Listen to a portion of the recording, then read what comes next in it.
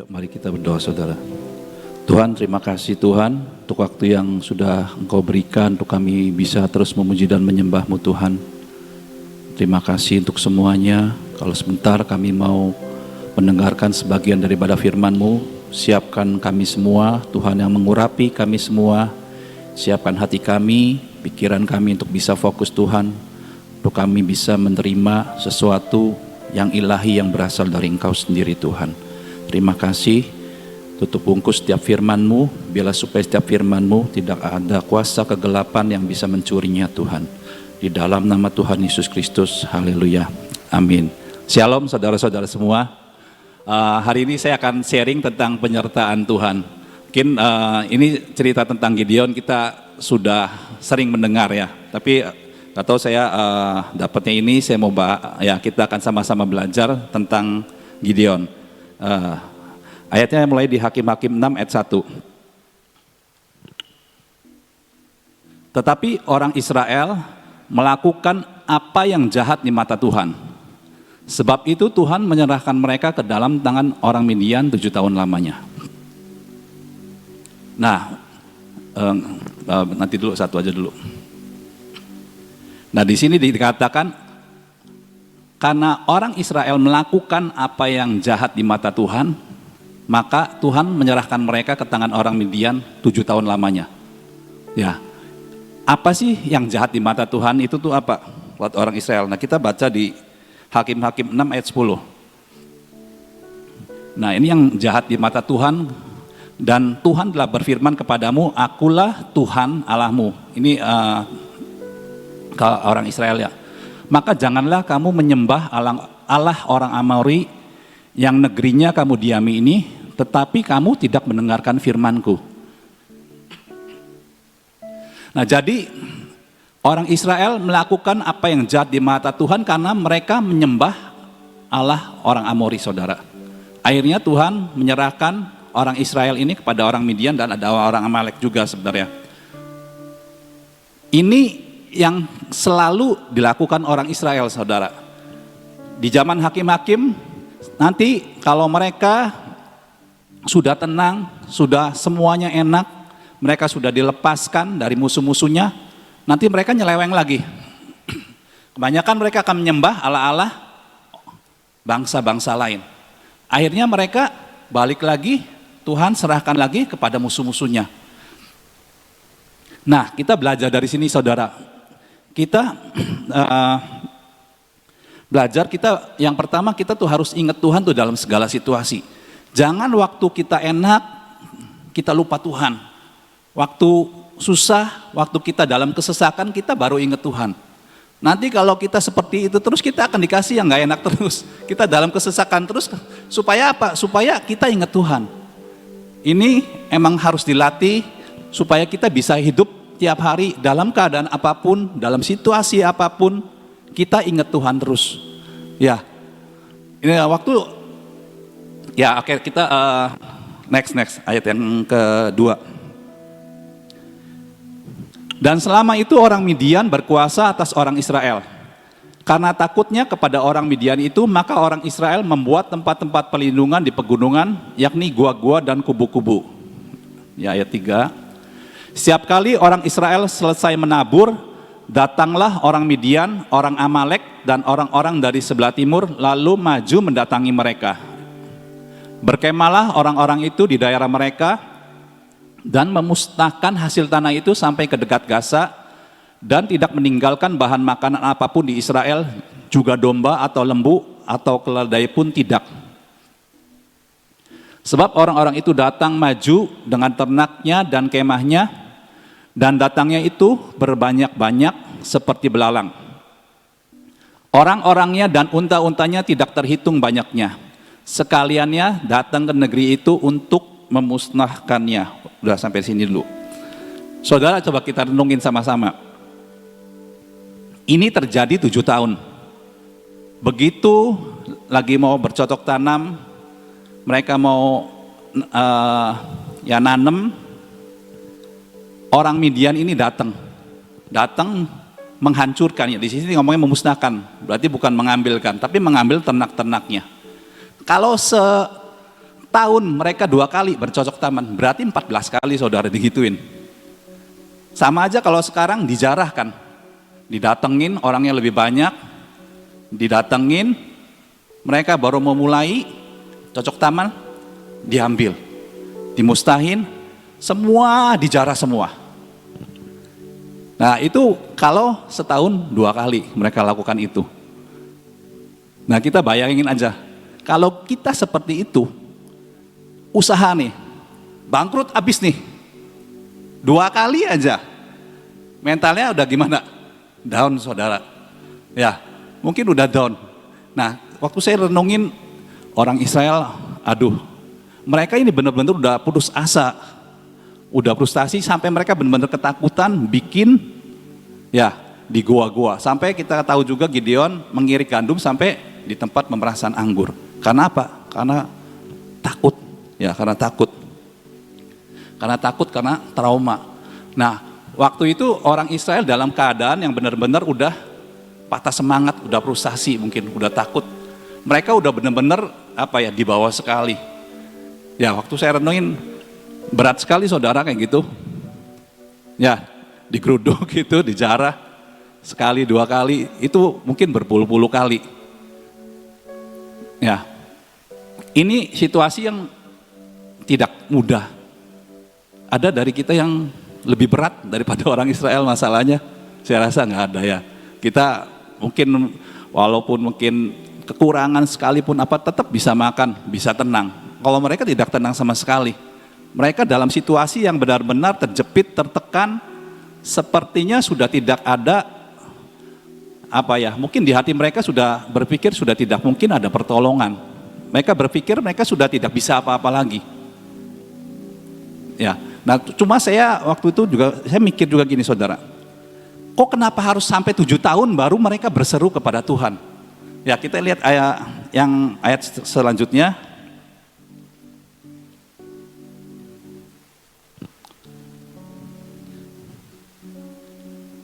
Amsal 18 ayat 14.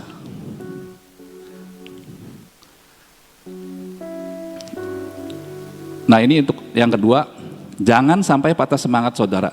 Keadaan kita seperti apapun jangan sampai patah semangat. Karena nih ayat di Amsal 18 ayat 14, orang yang bersemangat dapat menanggung penderitaannya. Tetapi siapa akan memulihkan semangat yang patah? Ya, keadaannya seperti apapun, mungkin yang kita alami sekarang kita terjepit, kita sebenarnya tertekan, kita sudah sepertinya tidak ada jalan keluar, tapi saudara tetap pegang satu, jangan sampai patah semangat kita. Ya, nah oke, yang ayat Hakim-Hakim lagi kembali, Hakim 6 ayat 6. Sehingga orang Israel menjadi sangat melarat oleh perbuatan orang Midian itu, lalu berserulah orang Israel kepada Tuhan. Nah di sini dikatakan orang Israel sampai melarat, ya melarat berapa puluh kali dijarah terus saudara, habis-habisan kan ya. Nah terus saya juga mikir kenapa baru setelah 7 tahun baru mereka berseru kepada Tuhan. Kenapa nggak pertama-tama mereka langsung berseru kepada Tuhan saudara? Aneh kan? Iya dong. Harusnya lagi kita terjepit langsung, tapi ini benar-benar mungkin ya sampai 7 tahun baru berseru kepada Tuhan. Apa mungkin tekanannya, apa mungkin apapun kesakitan mereka, duka cita mereka mungkin belum pol dah. Mereka punya kekuatan, saya juga nggak tahu, tapi kan aneh gitu. Sesudah 7 tahun sudah habis-habisan benar baru berseru kepada Tuhan. Nah, yang ketiga, kita juga kalau ngalamin apapun saudara, harus datang sama Tuhan, berseru kepada Tuhan.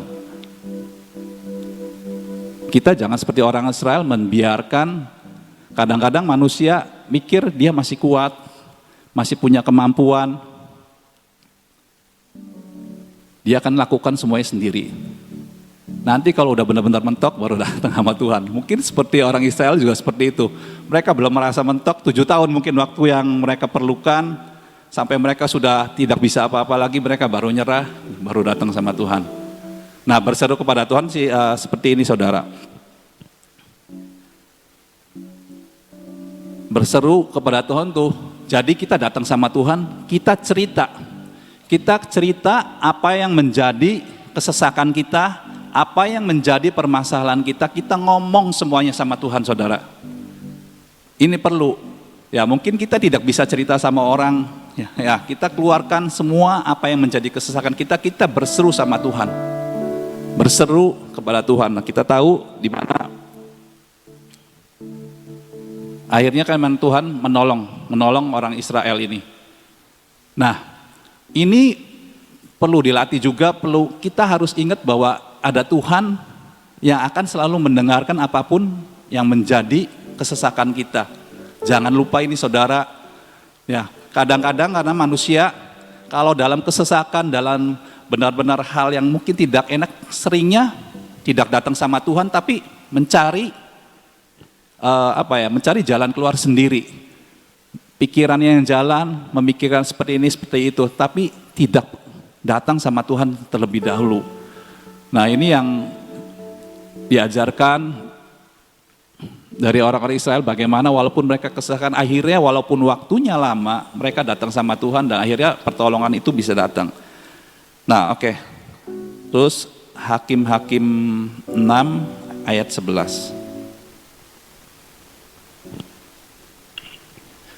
Kemudian datanglah malaikat Tuhan dan duduk di bawah pohon tarbantin di Ofra, kepunyaan Yoas orang Abiezer itu, sedang Gideon anaknya mengirik gandum dalam tempat pemerasan anggur agar tersembunyi bagi orang Midian. Next.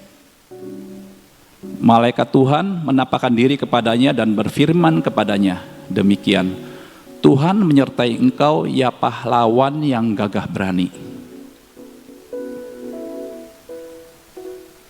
Tuhan menyertai engkau ya pahlawan yang gagah berani.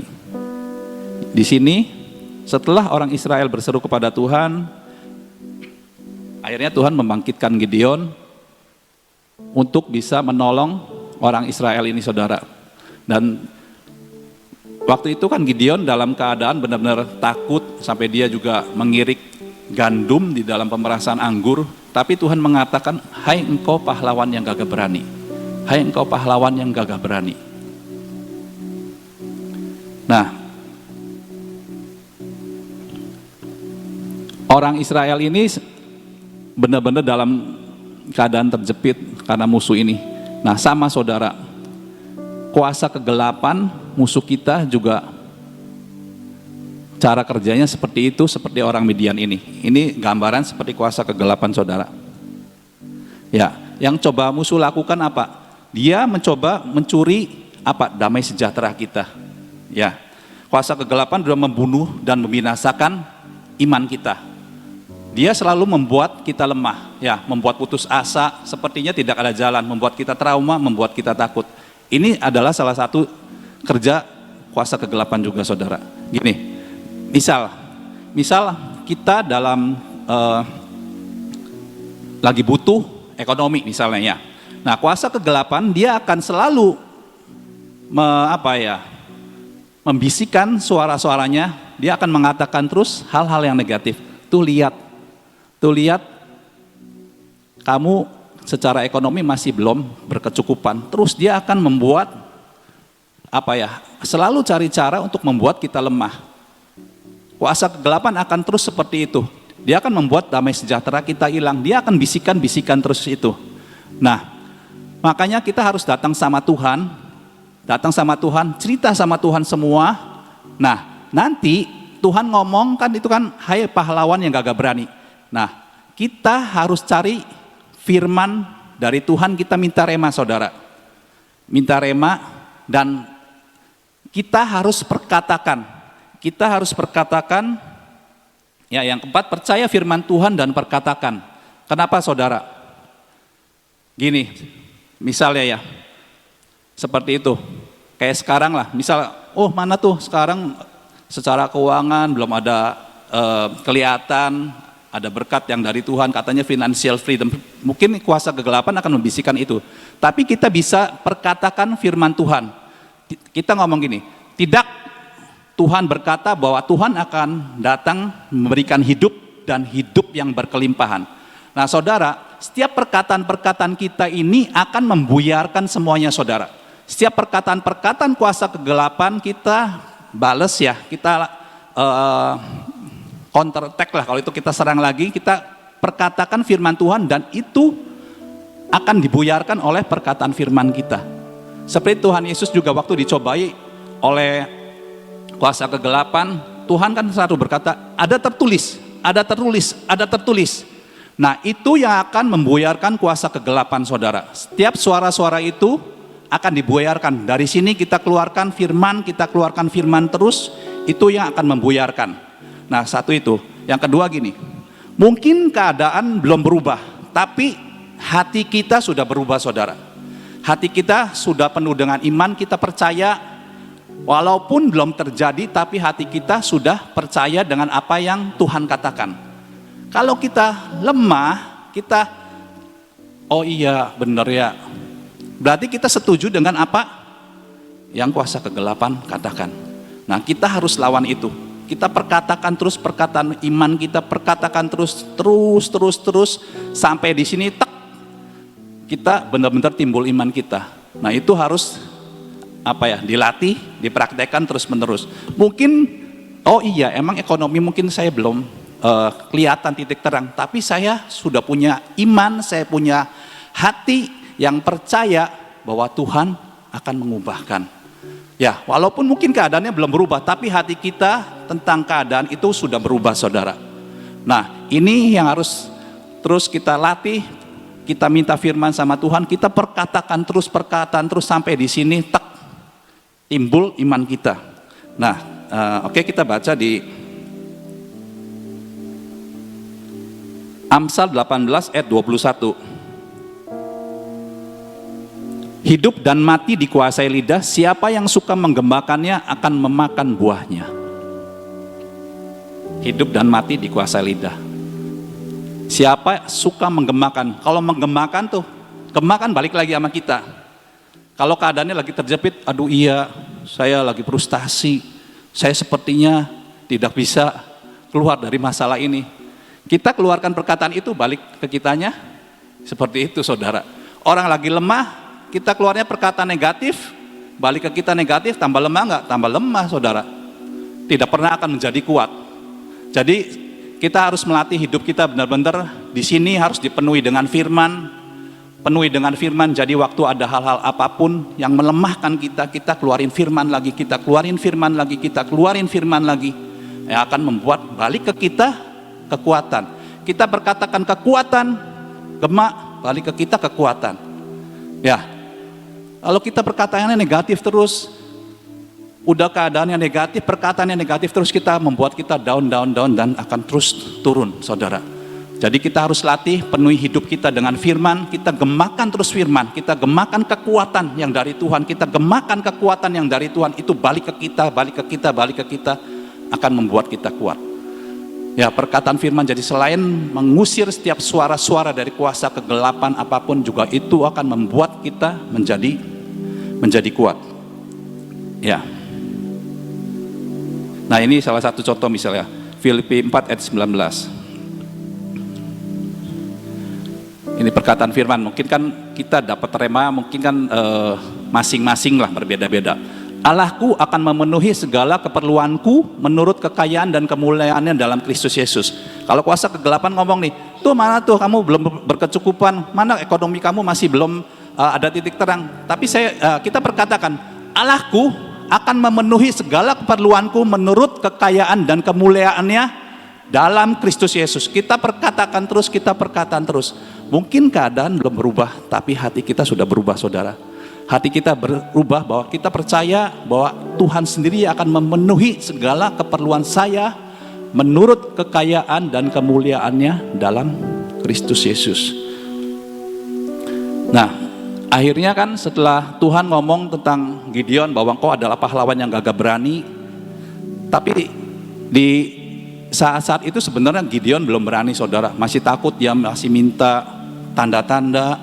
Kalau ini benar gak sih Tuhan yang ngomong gitu? Sampai satu titik akhirnya dia mau melakukan apa yang disuruh Tuhan.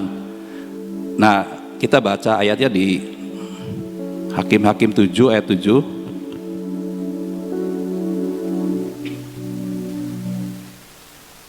Lalu berfirmanlah Tuhan kepada Gideon, dengan ke-300 orang yang menghirup itu akan kuselamatkan kamu. Aku akan menyerahkan orang Midian ke dalam tanganmu, tetapi yang lain dari rakyat itu semuanya boleh pergi, masing-masing ke tempat kediamannya. Oke, next. Dari rakyat itu mereka mengambil bekal dan sangkakala, demikianlah seluruh orang Israel disuruhnya pergi, masing-masing ke kemahnya, tetapi ke-300 orang itu ditahannya. Adapun perkemahan orang Midian ada di bawahnya di lembah. Nah, di ayat yang ke-7,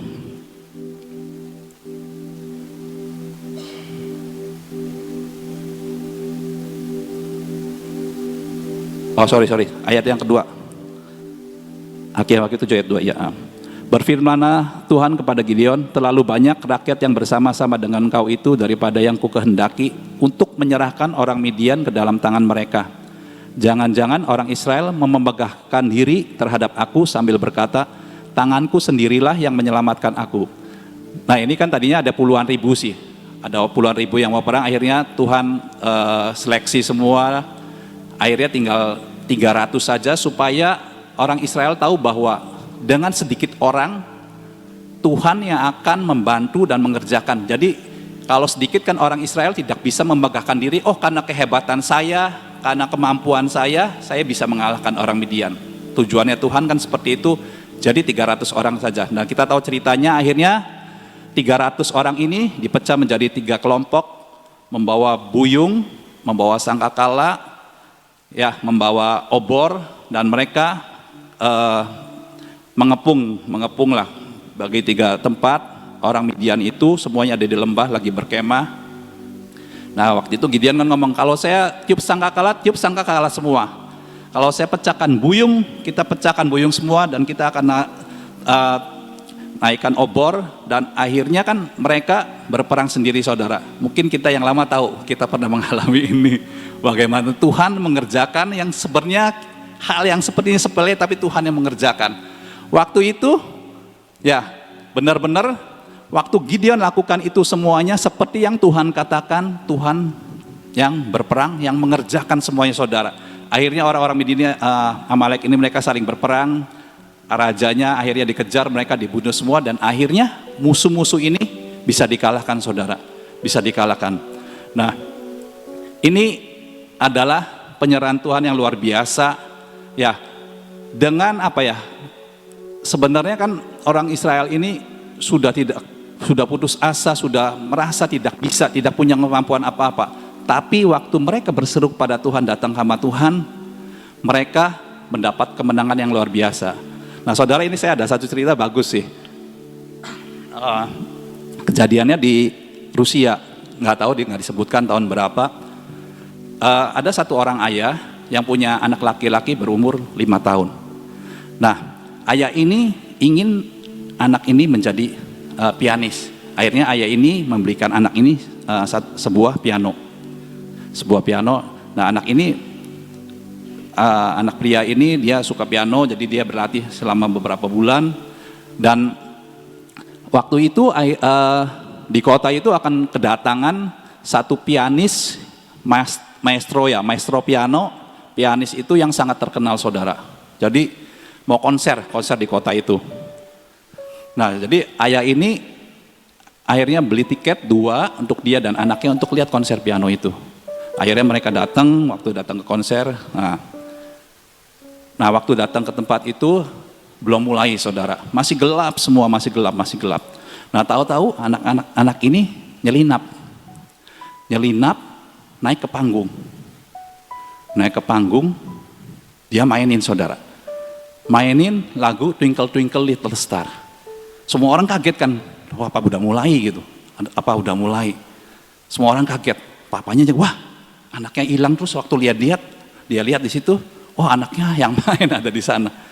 Ya, pianis ini juga, maestro ini juga kaget, kan belum mulai kok, toh ada yang udah main. Terus waktu maestro ini ngelihat anak ini main Twinkle Twinkle Little Star itu, dia ikut naik, saudara. Dia ikut mainin juga. Jadi kan karena ini maestro, dia ngisi-ngisi nada-nadanya yang luar biasa. Jadikan megah kan, lagu Twinkle Twinkle Little Star, tapi menjadi megah. Semua akhirnya setiap penonton-penonton pada tepuk tangan, mereka pada berdiri tepuk tangan, standing applause, sampai lagu itu selesai, saudara. Sampai lagu itu selesai. Dan anak ini waktu balik ke belakang, dia ngerasa bangga. Dia ngerasa bangga, wah hebat, dia baru beberapa bulan main, dia sudah ditepuki banyak orang. Tapi kan kita tahu, penonton-penonton semua kan menepukin kan maestronya, saudara. Benar gak? Ya, karena ya anak kecil itu yang memainkan lagu yang sederhana, tapi ketika bertemu dengan maestro, dia akhirnya lagunya menjadi luar biasa. Itu sebenarnya kita dengan Tuhan juga seperti itu, saudara. Kita mungkin seperti anak kecil ini, kita tidak bisa apa-apa. Tapi ketika Tuhan menyertai kita, Tuhan yang membuat semuanya menjadi besar, Tuhan yang membuat semuanya menjadi luar biasa. Ya, amin saudara. Jadi apapun keadaan kita pada saat ini, saudara, saya percaya kesesakan apapun yang kita hadapi saat ini tidak seberat apa yang orang Israel waktu itu alami. Tapi percayalah, waktu kita datang sama Tuhan, kita cerita sama Tuhan, berseru kepada Tuhan, kita dapatkan firman, kita perkatakan terus, dan Tuhan yang sendiri akan menolong kita. Kita mungkin tidak tahu caranya, tapi kita percaya bahwa Tuhan yang akan terus menyertai dan menolong kita. Oke, itu aja yang bisa saya sharingkan. Amin. Oke, mari kita berdoa, saudara. Tuhan, terima kasih untuk setiap firman-Mu, Tuhan. Ajarkan terus kami, Tuhan, untuk kami bisa berseru kepadamu, dekat kepadamu, Tuhan. Berikan kepada kami terus hati yang terbuka, hati yang lemah lembut, Tuhan, untuk bisa diajar oleh firman-Mu, Tuhan. Terima kasih, Tuhan, untuk semuanya. Dan kami mau berdoa juga ya Tuhan, untuk Ibu Gembala kami, Ibu Nania, Tuhan, yang sekarang sedang pelayanan di Temanggung. Tutup bungkus hidupnya dengan kuasa darah-Mu, Tuhan. Kau yang memberkati setiap pelayanannya, Tuhan, yang mengurapi, berikan otoritas-Mu, wibawa ilahi turun dalam hidupnya, Tuhan. Ada pengurapan-Mu ketika melayani, Tuhan. Ada kuasa-Mu, Tuhan, yang menyertainya, Tuhan. Kau yang memberkati juga perjalanan pulang kembali ke kota ini, Tuhan. Perlindungan-Mu yang Kau berikan, Tuhan. Terima kasih, Tuhan. Kami berdoa terus juga, Tuhan, Kau yang memberikan kepada kami kekuatan, kesehatan, Tuhan. Biarlah supaya tidak ada sakit penyakit apapun juga yang bisa menyentuh hidup kami, Tuhan. Biarlah Tuhan, anugerah-Mu yang Kau berikan kepada kami, lepaskan kami, Tuhan, dari sakit penyakit apapun juga, Tuhan. Anugerah-Mu yang Kau berikan, Tuhan. Terima kasih, Tuhan.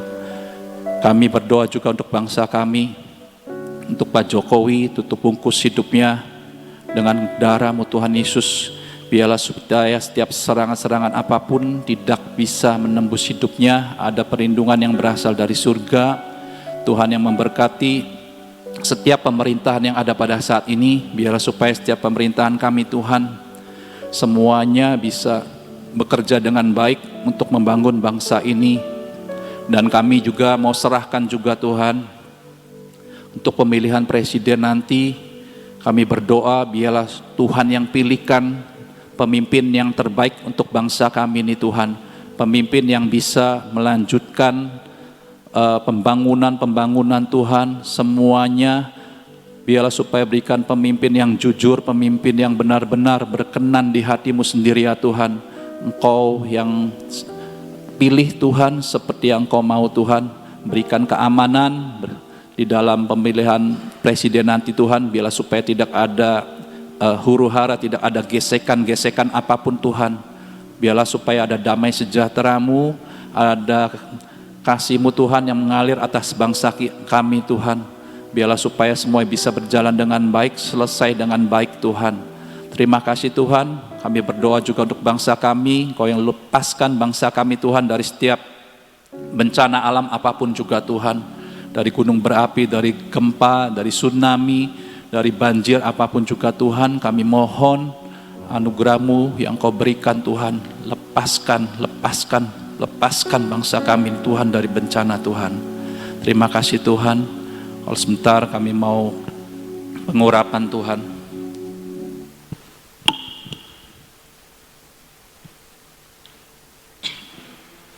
Kami mau angkat minyak ini Tuhan di hadapan-Mu, Engkau yang mengurapi Tuhan. Ini semua minyak biasa, tapi biarlah kuasa-Mu yang menyertainya Tuhan. Di dalam nama Yesus biarlah ada pelindungan 10 lapis yang Kau berikan dalam hidup kami Tuhan. Kau yang mengurapi mata kami, sucikan dan kuduskan mata kami, biarlah supaya bisa melihat hal-hal yang berasal dari Engkau saja. Tuhan yang mengurapi telinga kami juga Tuhan.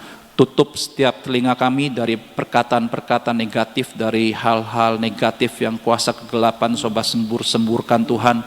Dan biarlah supaya telinga ini hanya mendengarkan apa yang Kau katakan saja Tuhan. Tuhan, Kau juga yang mengurapi lidah bibir kami.